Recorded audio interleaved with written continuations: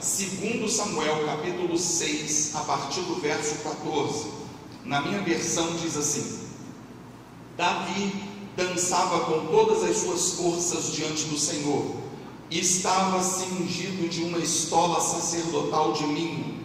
Assim, Davi com todo Israel fez subir a arca do Senhor com júbilo e ao som de trombetas. Ao entrar a arca do Senhor na cidade de Davi, Mical, filha de Saul, estava olhando pela janela, e vendo ao rei Davi que ia saltando e dançando diante do Senhor, o desprezou no seu coração. Introduziram a arca do Senhor e puseram-na no seu lugar, na tenda que lhe armara Davi, e este trouxe holocaustos e ofertas pacíficas perante o Senhor. Tendo Davi trazido holocaustos e ofertas pacíficas, abençoou o povo em nome do Senhor dos Exércitos, e repartiu a todo o povo e a toda a multidão de Israel, tanto homens como mulheres, a cada um bolo de pão e um bom pedaço de carne e passas. Então se retirou todo o povo, cada um para a sua casa. Voltando Davi para abençoar a sua casa, Mical, filha de Saul, saiu a encontrar-se com ele e lhe disse: Que bela figura fez o rei de Israel, descobrindo-se hoje aos olhos das servas de seus servos, como sem pejo se descobre um vadio qualquer. Disse, porém, Davi a Mical: Perante o Senhor, que me escolheu a mim antes do que a teu pai e a toda a tua casa, mandando-me que fosse chefe sobre o povo do Senhor, sobre Israel, perante o Senhor me tenho alegrado. Ainda mais desprezível me farei, e me humilharei aos meus olhos, quanto às servas de quem falastes, delas serei honrado. Mical, filha de Saul, não teve filhos até o dia de sua morte. Pai, nós louvamos o teu nome, pedimos no nome de Jesus a tua bênção sobre nossas vidas, e te pedimos que a tua graça venha nos cobrir, venha ser liberada sobre nós, para que nós possamos ter uma reflexão nessa noite que venha edificar as nossas vidas. Eu te peço que toda a resistência venha ser tirada do nosso meio, tudo aquilo que possa se estabelecer como empecilho possa ser arrancado, e que a tua palavra venha fluir, venha ser esclarecedora no nosso coração e venha abençoar as nossas vidas. Nós oramos em nome de Jesus. Amém. Se você puder manter a sua Bíblia aberta, mantenha a sua Bíblia aberta, porque nós vamos recorrer a alguns pontos durante a nossa explanação. Mical, ela foi filha mais nova de Saul, e ela foi dada a Davi como uma espécie de prêmio por ele ter derrubado o gigante Golias. Era uma prática comum na antiguidade os reis premiarem homens valentes, e muitas vezes isso acontecia através de uma filha virgem, e Mical foi essa espécie de prêmio.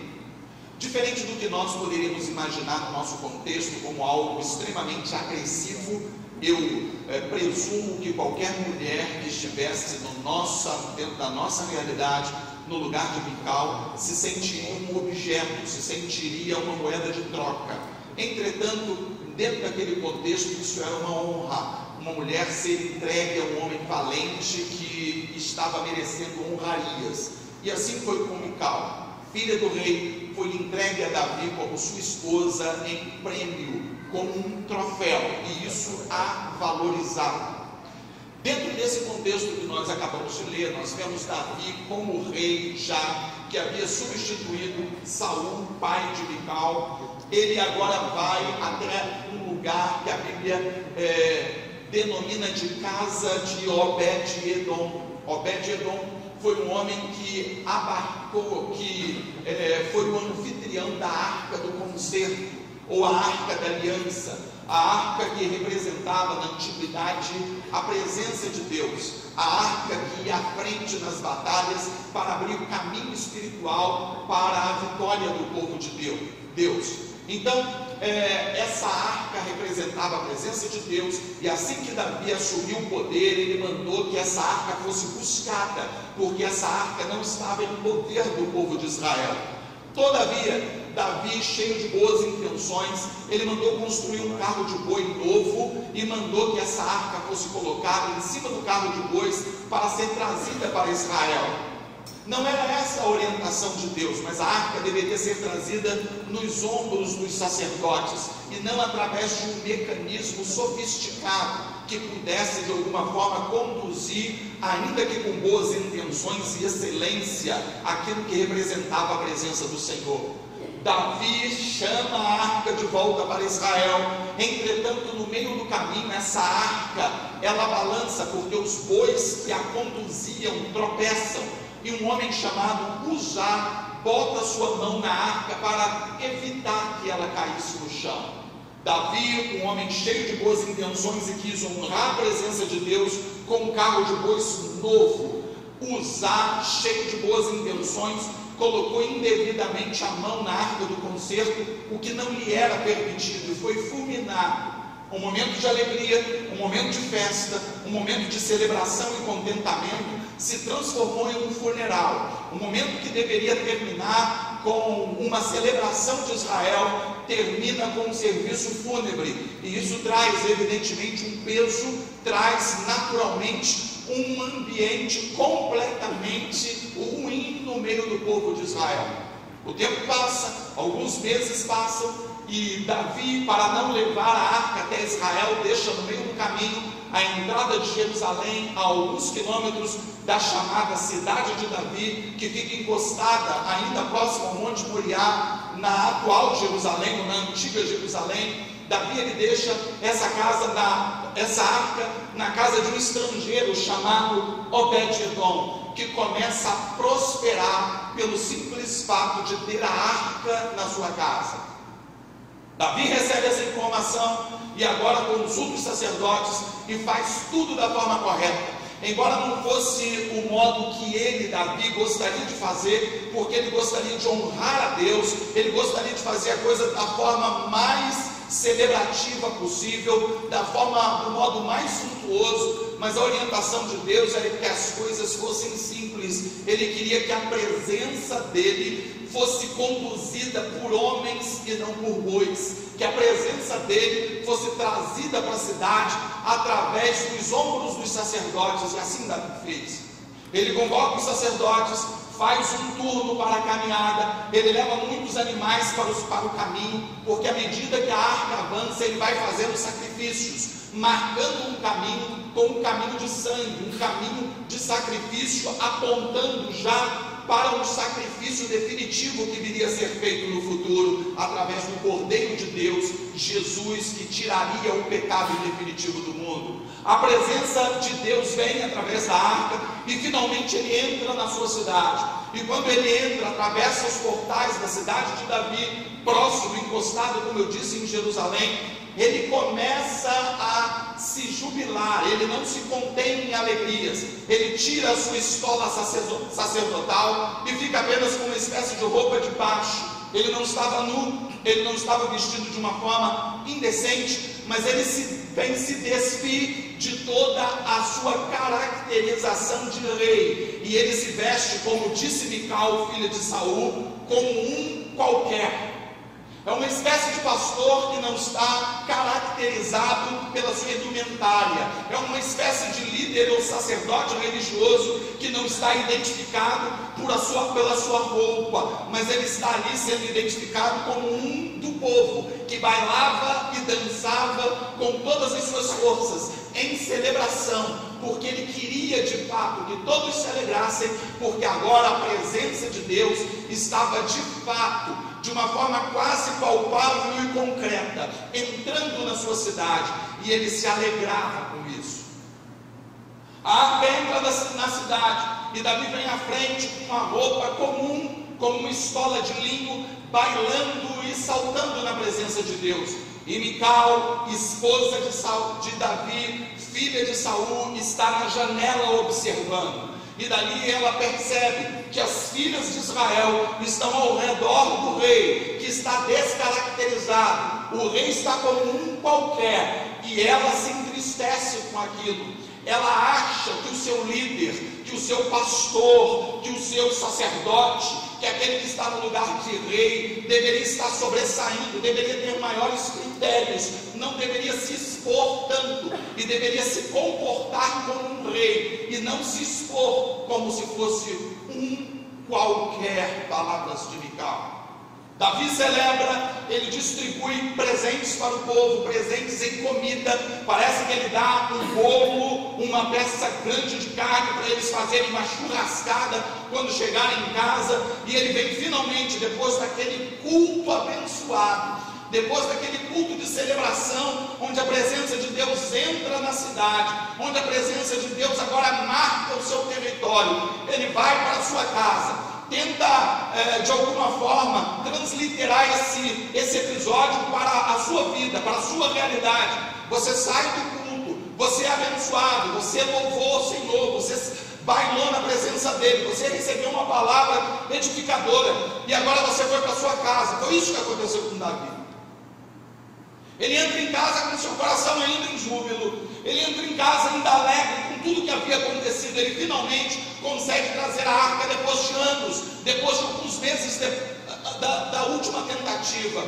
Mas agora, entrando em casa para abençoar a sua casa, ele é recebido por uma mulher truculenta, por uma mulher que já o recebe à porta, o discriminando, o rejeitando e criticando a sua atitude. Você se comportou como um qualquer. Você não teve um comportamento digno de um rei. As pessoas não vão me ver como um sacerdote. Você deveria estar vestido como um sacerdote. Você deveria ter a postura de um sacerdote. Você deveria ter o comportamento de um sacerdote. Você deveria estar, enfim, com a postura de um líder. E você não teve essa postura e você será desrespeitado. Mas Davi, ele não aceita aquela crítica, porque ele vê naquela crítica algo infundado, alguma coisa sem nexo, sem sentido. Porque ele diz: eu ainda me humilharei mais ainda na presença do Senhor perante mim mesmo. Porque ele via que diante de Deus ele não era um sacerdote, ele era um servo. Que diante do Senhor ele não precisaria se vestir como alguém com muita pompa, ele tinha que simplesmente se expor como crente, como servo. Ele via que diante de Deus ele era um qualquer, ele era como qualquer outro. Diante de Deus ele, embora fosse o líder da nação, ele era um qualquer. E ele não deveria se impor como quem ele era, como rei, não diante da presença do Senhor. Ele poderia se impor dessa forma na sala do trono, julgando as causas do povo. Ele poderia se impor dessa forma nas negociações com outras nações. Ele poderia se impor dessa forma diante de determinadas guerras, mas não diante do Deus soberano. Ele disse para ela que ele foi aprovado por Deus por esse coração que ele tinha, enquanto o pai dela havia sido reprovado. E Deus vê a atitude de Mical, e ela então, depois de ter sido privilegiada, de ser doada, dada como prêmio a um grande guerreiro, recebendo esse tipo de honra, agora recebe a pior desonra que uma mulher hebreia poderia receber: a desonra de não frutificar, de se tornar estéril. E o texto termina dizendo que ela nunca gerou filhos. Quando nós olhamos para essa história, naturalmente pensamos que contextualmente ela não se aplica à nossa realidade. Não poderíamos conceber nos nossos dias, século 21, mulheres sendo dadas ou doadas como moeda de troca. Isso soa para mim e para você como uma desvalorização da mulher. Nós estamos falando dentro de um contexto específico. Nós não poderíamos entender a presença de Deus vindo numa caixa, numa arca, se bem que havia todo o simbolismo naquela arca. E hoje a presença de Deus, a Bíblia sinaliza que somos nós. A arca somos nós, o templo somos nós. Você é essa arca, e onde você vai, a presença de Deus deveria estar. E curiosamente, como falávamos no discipulado na última terça-feira, a arca ela era feita de madeira de acácia, que era a madeira mais vagabunda do deserto, uma espécie de arbusto que servia para qualquer coisa. cheia de nó, cheia de defeitos, mas aquela arca era banhada por dentro e por fora com ouro batido, de modo que todos que olhassem para aquela arca, não obstante ser feita de madeira de acácia, viam o brilho do ouro e viam naquela arca algo extremamente valioso. Isso representa a mim e a você. Somos feitos de pó, nós somos feitos de matéria-prima vagabunda, mas quando nós somos revestidos com o ouro de Deus, nós somos extremamente valiosos, e nós temos o privilégio de carregar em nós a presença do Altíssimo. Essa é a simbologia da coisa. O que nós poderíamos aplicar dentro desse contexto tão estranho à nossa realidade? Como poderíamos usar essas questões relacionando-as à nossa vida? Que atitude de Mical e de Davi nós deveríamos abraçar ou rejeitar dentro da nossa realidade, para que nos tornássemos melhores como gente, melhores como crente, melhores como pessoas que desejam ter influência positiva no seio da sociedade em que nós vivemos? Em primeiro lugar, nós percebemos que Mical, ela permitiu que sua criação determinasse as suas atitudes. Embora estejamos falando de um contexto de aproximadamente 3.000 anos atrás, 1.000 anos antes de Cristo, Mical era gente, assim como eu sou e você é. Mical tinha sentimentos, e ela havia sido marcada de uma forma muito severa pela sua criação, pelo ambiente do lar, pelas atitudes de sua família. E Mical então começou a agir em conformidade com essas marcas que ela possuía. Ela permitiu que a sua criação, que o seu berço, que a sua história, que a sua realidade interferisse de uma forma negativa nas suas atitudes. Observe que o texto que nós lemos refere-se a Mical 4 vezes, e das 4 vezes, uma delas se refere diretamente a Davi, e as outras 3 vezes a chama de Mical, filha de Saul. Todo mundo sabia que ela era filha de Saul, e ainda que não soubesse, uma única aplicação ou colocação seria suficiente, mas o texto a cita 3 vezes como filha de Saul. Por quê? Eu não sei se essa era a intenção de Samuel, que redigiu o texto, mas certamente era a intenção do Espírito Santo que o orientou a isso. Ela estava mostrando, ou Samuel a mostrava, não como uma pessoa independente de atitudes solos, mas de uma pessoa que estava agindo e se comportando como filha de Saul. Quem estava ali não era Mical, esposa de Davi. Quem estava ali era Mical, filha de Saul. Era mulher impregnada de exemplos negativos. Era mulher impregnada de situações na sua mente que ela havia presenciado ao longo de toda a sua história, e que via comportamentos como esses como algo natural. Todos nós já ouvimos frases do tipo: o ambiente faz o homem, ou as referências às atuais vítimas da sociedade. Quando nós ouvimos colocações assim, nós somos remetidos a pessoas que tiveram oportunidades na vida que não foram as melhores. Gente que viveu e cresceu debaixo da influência de pessoas ruins, de pessoas de índoles questionáveis, de pessoas que tinham comportamentos que não eram exemplares. Quando nós ouvimos esse tipo de colocação, nós presumimos que pessoas que viveram num lar pobre aprenderam determinados comportamentos e internalizaram sentimentos que são algumas vezes inapropriados para o avanço e o crescimento.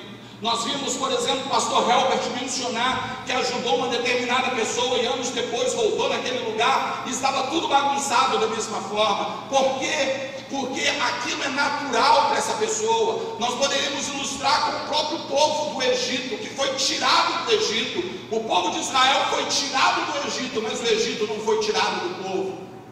Então nós podemos tirar uma pessoa dentro de um ambiente hostil, mas a hostilidade não sai dentro dela. Podemos tirar a pessoa de um ambiente sujo, mas a sujeira é algo natural da vida dela. Ela cresceu com aquilo, ela teve os exemplos da vida dela dentro daquilo, ela viu os comportamentos dos seus familiares dentro daquela realidade, e ela repete todos os erros de sua família. E foi isso que aconteceu com Mical, a filha de Saul.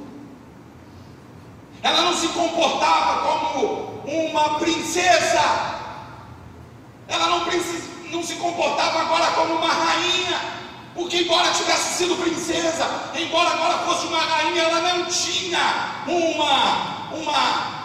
um sangue nobre. Ela não tinha uma visão de nobreza, porque os seus pais, a sua criação foi embaixo de um ambiente de hostilidade, de gente que não era nobre.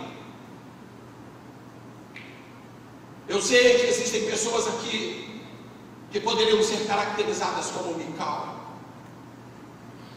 pessoas que viveram em um ambiente de adultério e veem a infidelidade como algo natural. Pessoas que foram criadas em ambientes de drogas e veem os vícios como algo natural. Pessoas que viram o avô bebendo, o pai bebendo, o bisavô bebendo, os irmãos bebendo, a mãe se embriagando, e lidam com muita proximidade com a bebida, e veem o alcoolismo como algo natural.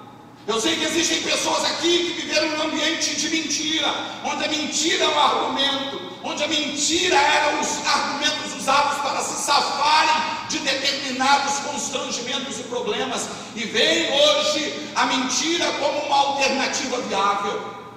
Eu sei que existem pessoas aqui que viveram em ambientes de desonestidade, e então essas pessoas, elas convivem naturalmente com a infidelidade e desonestidade. Pessoas que viveram em um ambiente frio e têm dificuldade de expressarem emoções, casamentos frustrados, famílias falidas, por falta de palavras simples de afeto e de amor, palavras essas que não se consegue verbalizar, porque nunca se ouviu, palavras essas que não se consegue externar, porque nunca se recebeu. Enfim, gente que está vivendo o fator Mical, gente que viveu como filha de Saul e não consegue agora ser a esposa do rei, se comportar como a rainha. Gente que viveu todas as intempéries de um lar disfuncional e que vê a disfuncionalidade como algo natural. Mical, ela foi esse tipo de gente, e ela não tinha responsabilidades sobre o fato de ter nascido no lar onde nasceu, de ter vivido no ambiente em que viveu, de ter visto exemplos que viu, mas tinha a responsabilidade de tomar as decisões acertadas no seu comportamento em vida. Ela tinha a obrigação de não permitir a sua criação, os maus exemplos, determinarem a sua postura. Porque, queridos, o seu passado, o que você viu e o que você presenciou, pode até influenciar as suas ações e reações, mas não deve determiná-las. Se você não for o senhor da sua história, se você não romper com o seu passado, se você não abrir mão de todos os exemplos negativos que ficaram para trás, você continuará patinando, você continuará vivendo uma vida medíocre e não conseguirá alcançar tudo aquilo que Deus de fato tem para você. Não podemos usar o nosso passado, a nossa criação, os exemplos ruins como mecanismos para respaldarmos as nossas limitações e os nossos hábitos ruins. Nós precisamos romper com isso. Você precisa dar um basta. Você não tem que continuar repetindo erros. Se você ouviu 500 vezes que você não vale nada, que você não daria em nada, que você nasceu pobre e vai morrer pobre, Você pode internalizar isso e acreditar nessa palavra, dizendo: eu sou pobre e vou morrer pobre. Ou pode dizer: eu repreendo isso no nome de Jesus, eu vou romper com essa miséria. Eu não sei quem disse para você que você não vale nada, mas você vale. Eu não sei quem foi que disse para você que a mentira é natural, mas o pai da mentira é o diabo. Eu nem sei quem foi que disse para você que você deve pagar com dente por dente, olho por olho, mas a palavra de Deus diz que não é assim. Nós precisamos dar um basta e romper com toda a carga maligna do passado que interfere nos nossos comportamentos, porque se não fizermos isso, o custo será infertilidade. Você se tornará estéril em todas as áreas da sua vida. De onde nós herdamos os comportamentos que temos?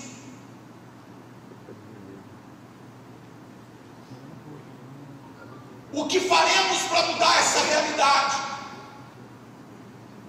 De onde nós herdamos? De que espécie de casa, de família, de visão, de exemplo que nós tivemos?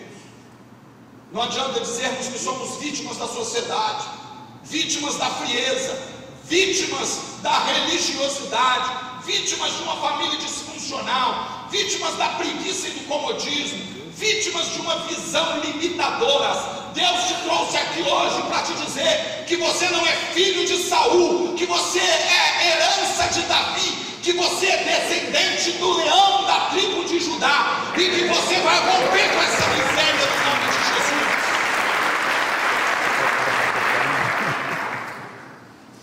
A segunda aplicação que nos traz esse texto é que Mical preferiu a proteção da janela ao invés da exposição da arca. Diga para o seu vizinho: proteção da janela ou exposição da arca. A segunda informação, a primeira informação que temos sobre Mical é que ela era filha de Saul. A segunda informação que o texto nos traz, dentro desse contexto, é que ela estava na janela, observando aqueles que carregavam a arca e que cultuavam a Deus. Ela estava na arquibancada, ela estava como uma observadora, nem trabalhava e nem participava do culto. Ela deveria estar junto do seu esposo, a quem estava criticando, deveria estar junto com o povo, no serviço a Deus, mas estava olhando de longe para dar a opinião. De fato, na janela, no alto, a visão é privilegiada e vemos todos os problemas e defeitos que podem existir e alguns até que não existem. Curiosamente, os que menos fazem são geralmente os que mais têm sugestões a dar, porque via de regra estão nas posições de observadores, nas janelas da vida.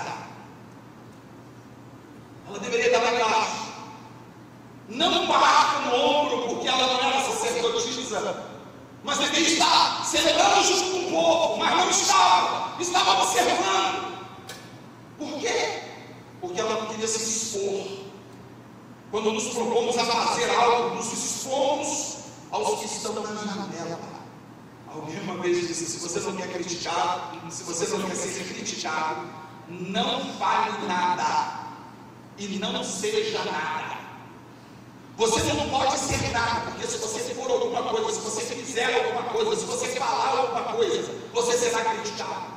Se nós não quisermos ser criticados, precisamos viver com anonimato.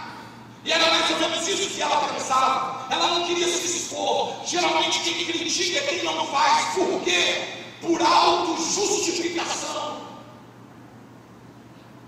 Quando nós nos colocamos como críticos e apenas avaliando os comportamentos e decisões das pessoas, nós expomos o nosso orgulho e a nossa vaidade. Porque quando nós criticamos o que quer que seja, estamos presumivelmente passando a ideia de que nós sabemos melhor. que acontece. Quando eu critico alguém que estacionou errado no estacionamento, é porque eu olho o carro de uma forma mais apropriada. Se eu critico um vendedor, é porque o lugar dele é vender melhor. Se eu critico um líder, é porque eu faria melhor. Se eu critico o sujeito que está aqui cantando, eu cantaria melhor. Enfim, quando eu critico, eu acredito que no lugar daquela pessoa eu faria diferente. Foi isso que Mical resolveu. Ele não deveria fazer assim. Eu, no lugar dele, eu como rainha, não teria feito dessa forma.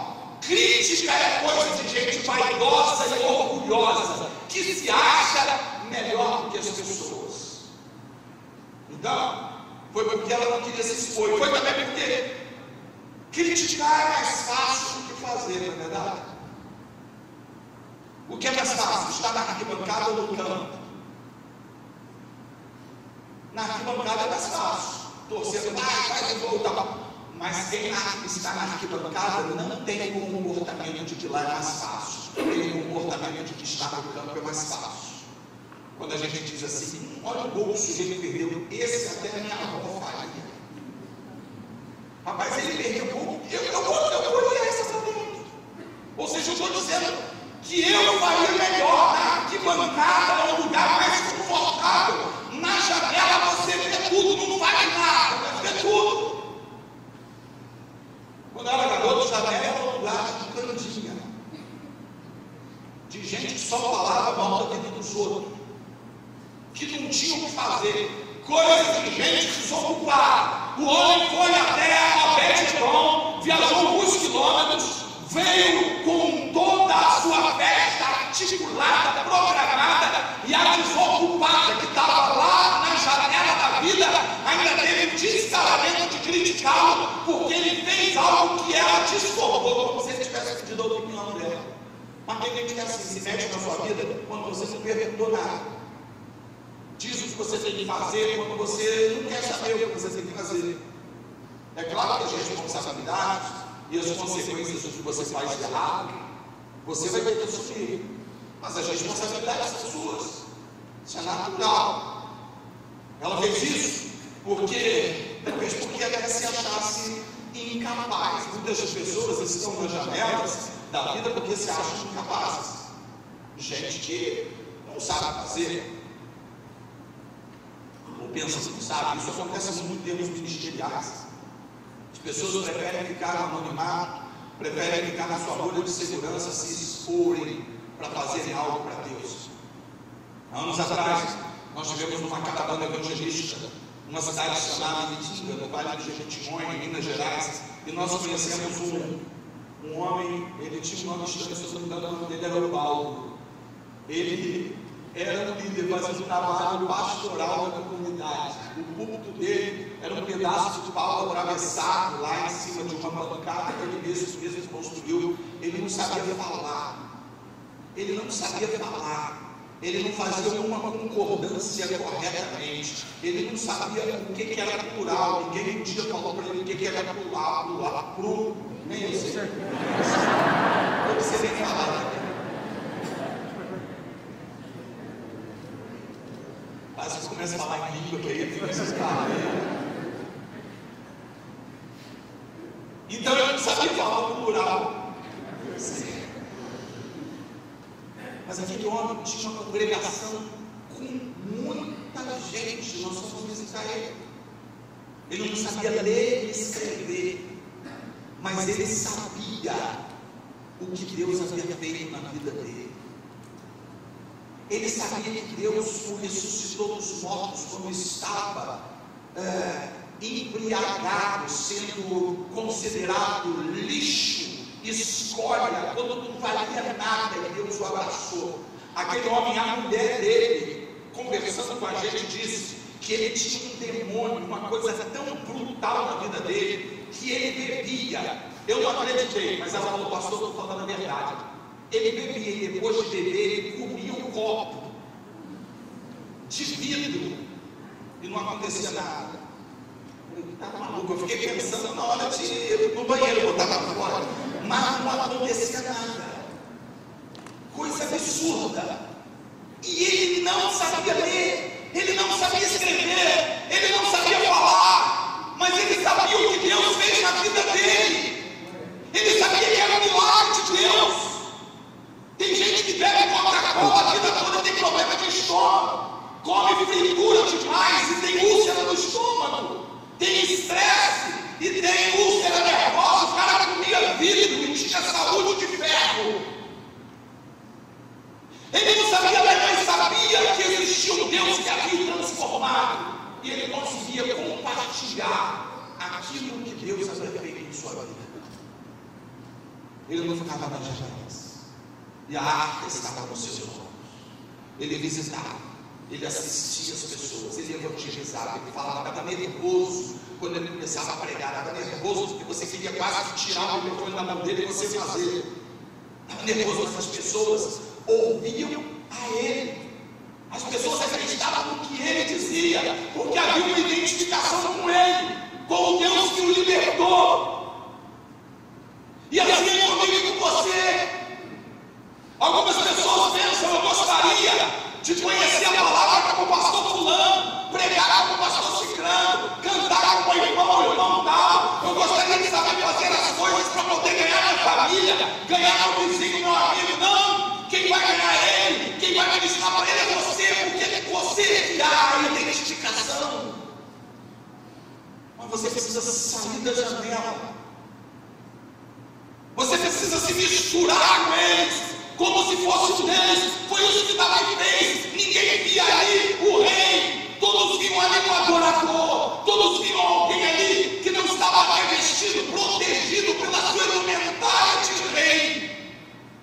Mas via alguém ali que era como qualquer. Estava ali para adorar a Deus. Que diante de Deus sabia que não era coisa boa. As pessoas precisam ver o nosso Deus.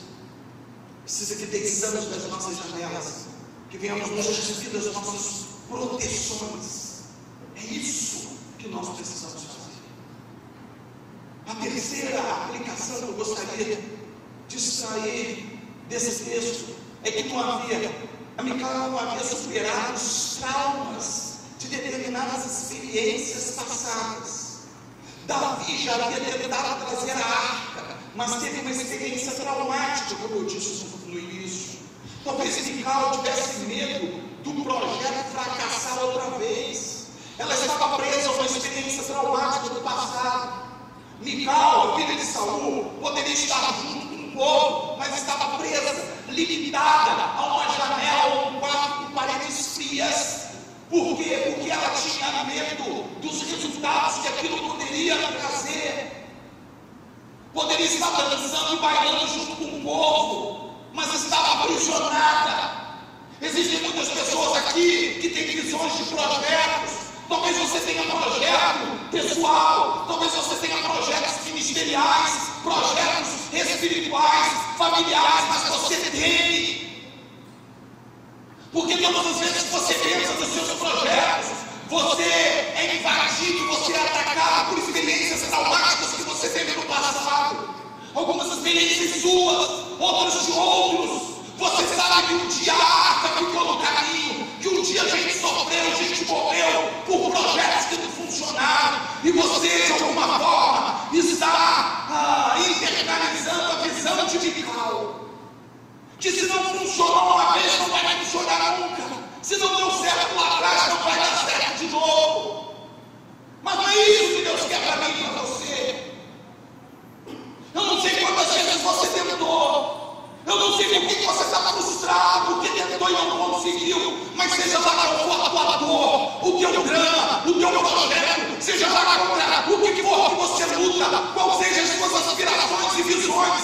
Eu não sei que não funcionou, mas isso não significa que não vai funcionar outra vez. A primeira tentativa de Davi falhou, mas na segunda ele celebrou e dançou junto com o povo por trazer a presença de Deus para a sua casa. O que foi que aconteceu na sua vida que te estagnou? Quais são as experiências do passado que de alguma forma está te aprisionando, te detendo? Foi a experiência de quem? Foi sua mesmo.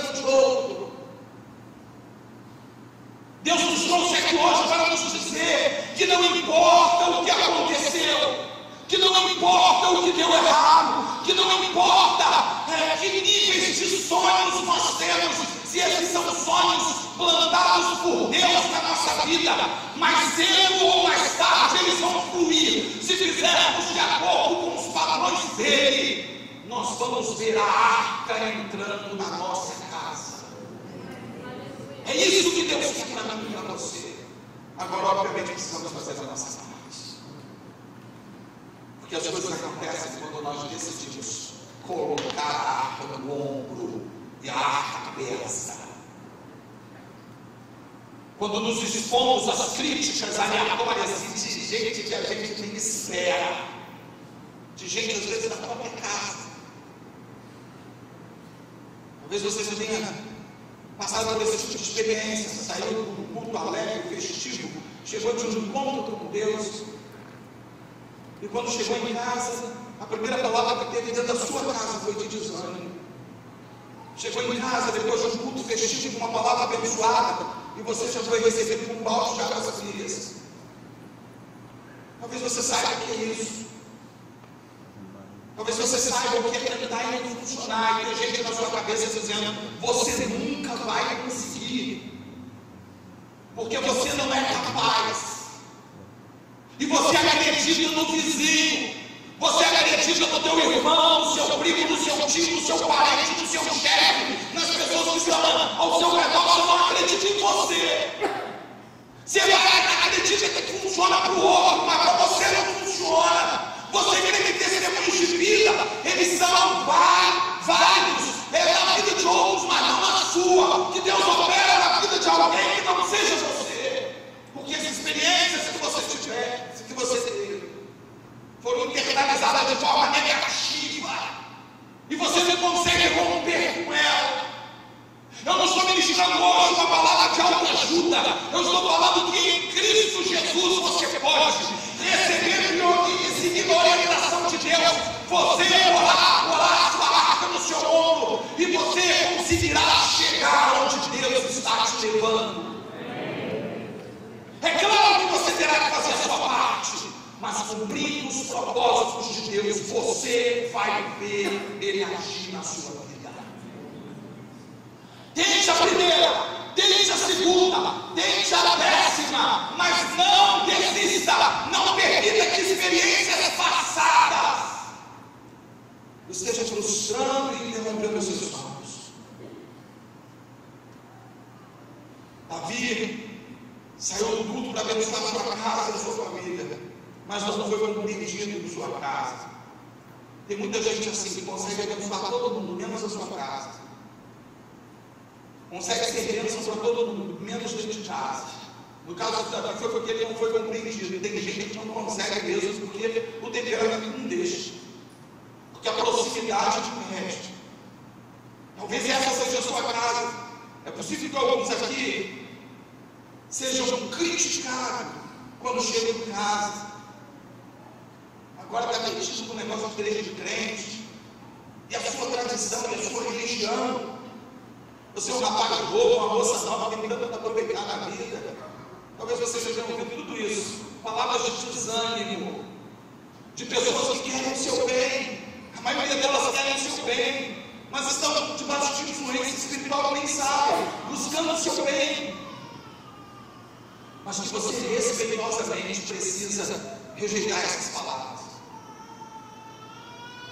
Mical era uma mulher engessada por uma visão tradicional herdada por seu pai. Ela não podia imaginar o seu pai, o rei Saul, entrando na presença de Deus, dançando e bailando sem as vestes reais. E ela foi engessada por essa visão. Eu não sei qual é a sua visão do evangelho. Talvez você esperava chegar aqui e ver um grupo de pessoas sentadas, muito focadas no binário, cantando melodias que te levassem a uma reflexão muito profunda e religiosa.